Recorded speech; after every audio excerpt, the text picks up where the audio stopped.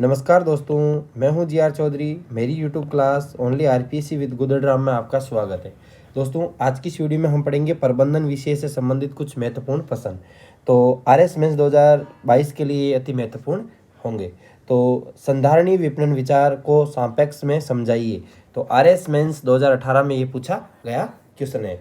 तो विपणन जो भविष्य की क्षमता तथा पीढ़ियों की जरूरतों से समझौता किए बिना वर्तमान की जरूरतों को पूरा करे तो उसे संधारणीय विपणन कह सकते हैं। यह पर्यावरण और सामाजिक स्थिरता के विचार पर आधारित विचारधारा है।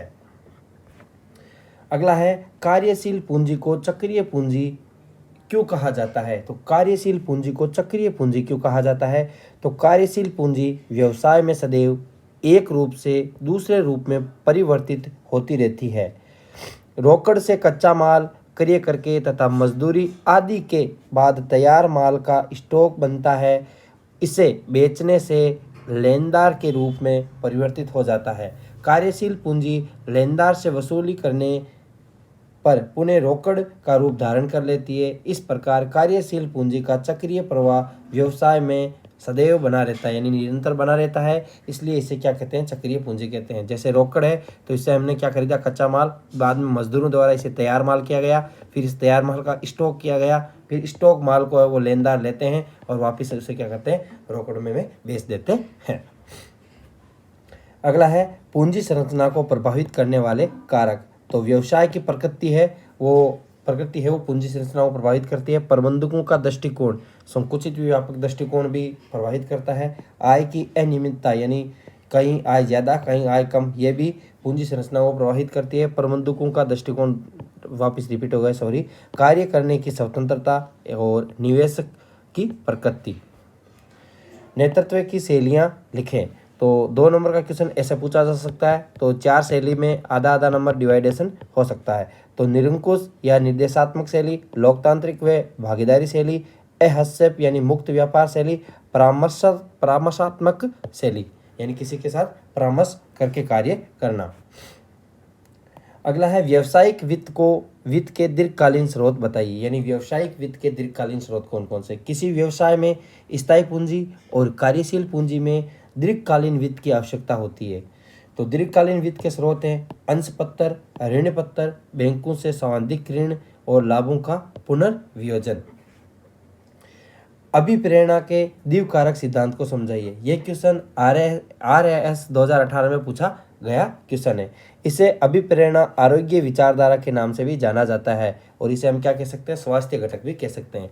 यह विचारधारा एक कंपनी के 200 अभियंता और लेखापाल के शोध के दौरान उनसे पूछे गए और उनके कार्यों में, यानी उनसे पूछा गया कि अपने कार्यों से लेकर सबसे अच्छा व बुरा आपको कब लगता है। तो इसके बारे में ये शोध किया गया था। इसके अभिप्रेरण के 2 घटक हैं, कौन से, आरोग्य घटक और अभिप्रेरक घटक। आरोग्य घटक है, इसमें संस्था की नीतियां, संस्था का प्रशासन, कार्य की दशाएं, पर्यवेक्षण, पारस्परिक व्यक्तित्व संबंध और आरोग्य घटक को स्वास्थ्य घटक भी कह सकते हैं। अगला है, अभिप्रेरक घटक। वे घटक जो कर्मचारियों को संतोष प्रदान करते हैं उसे अभिप्रेरक घटक कहते हैं। यानी वे कौन कौन से घटक हैं जो कर्मचारियों को संतोष प्रदान कर सकते हैं, यानी उन्हें खुश कर सकते हैं, यानी वो कह सकते हैं कि हाँ, अब हमें अच्छा फील हो रहा है। तो हजबर्ग ने 6 घटक बताए। तो हजबर्ग ने कितने घटक बताए, 6 घटक बताए हैं।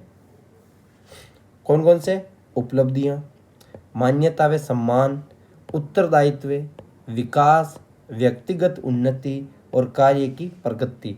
ये हजबर्ग ने 6 घटक बताए हैं, अभिप्रेरक घटक। इन घटकों की वृद्धि से कर्मचारियों को संतुष्टि एवं कार्य क्षमता में वृद्धि होती है, जिससे कर्मचारी अभिप्रेरित होता है। अभिप्रेरित का मतलब होता है वो अपने कार्य करने के लिए, यानी संस्था के कार्य करने के लिए अपना सर्वस्व समर्पित कर देता है। अगला है, यह भी क्वेश्चन आरएएस 2018 में पूछा गया है, संपदा को अधिकतम करने की अवधारणा। तो धन का अधिकतमीकरण वित्तीय प्रबंधन के लिए आधुनिक दृष्टिकोण है। तो यदि दोस्तों आपको शुद्ध शब्द पूछा जाए, यदि पीछे करण है तो बड़ी ई की मात्रा हमेशा लगेगी।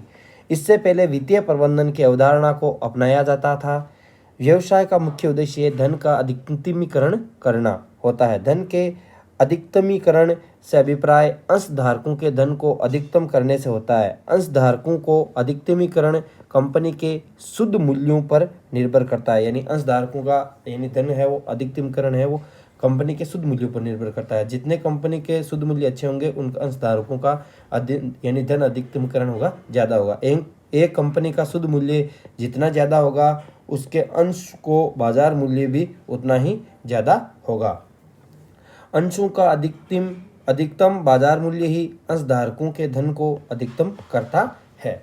शॉर्ट रूप में देखें तो ये एक आधुनिक दृष्टिकोण है। कौन सा? यानी धन का अधिकतम करने के उदाहरण एक आधुनिक दृष्टिकोण है जिसमें संगठन कम से कम लाभ अर्जित करके लंबे समय में, यानी पहले तो कम से कम लाभ अर्जित करता है लेकिन वो अपने बाद में उसमें धन को क्या करता है, धन को लंबे समय के लिए अधिकतम करने पर ध्यान केंद्रित करता है। यह अवधारणा जोखिमों व अनिश्चितता का विश्लेषण करती है।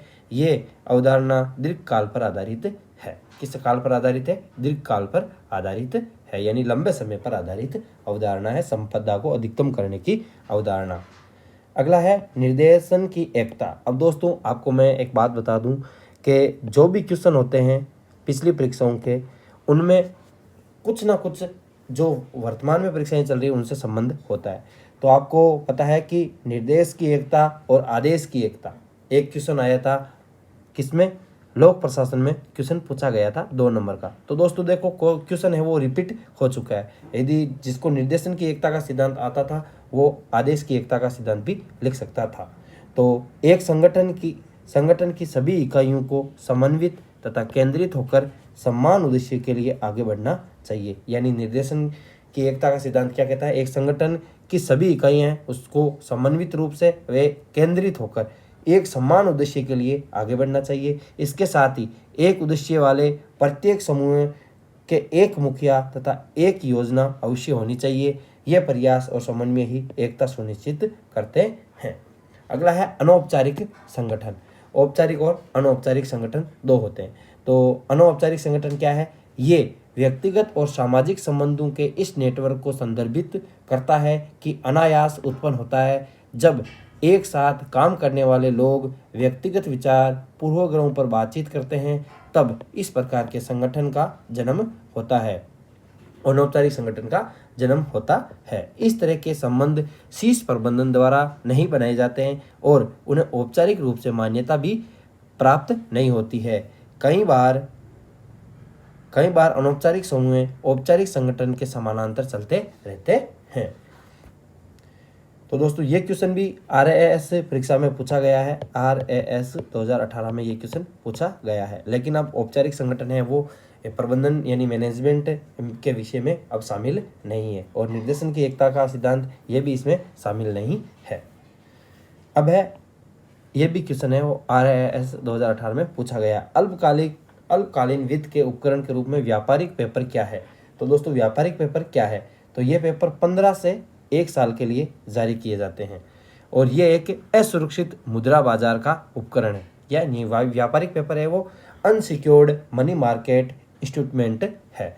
इन्हें प्रतिज्ञा पत्र के तौर पर जारी किया जाता है। भारत में इसकी शुरुआत सन 1900 में हुई थी। ये मुद्रा बाजार के आसानी से हस्तांतरणीय उपकरण है। इसे कंपनियां डिस्काउंट पर जारी करती है, यानी कंपनियां है वो डिस्काउंट पर व्यापारिक पेपर जारी करती है। संचार में अर्थपूर्ण बाधाओं से आप क्या समझते हैं? तो संचार के क्षेत्र में अर्थपूर्ण बाधाएं क्या है?